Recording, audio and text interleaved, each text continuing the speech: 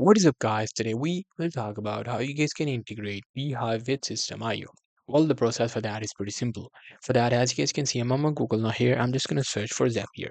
Now, searching for Zapier will bring you this website, which is a website allow you to automate your work. So I'm just going to go to the Zapier.com. And the Zapier.com, this is what you will be able to see. Here you have to log into your account. If you don't have an account, just create a quick account. Once you've done that, here you have to click on this duplicate and then click on Zaps. After clicking on Zaps, this is what you will be able to see. Here, you just have to select two of the systems or two of the things that you want to integrate.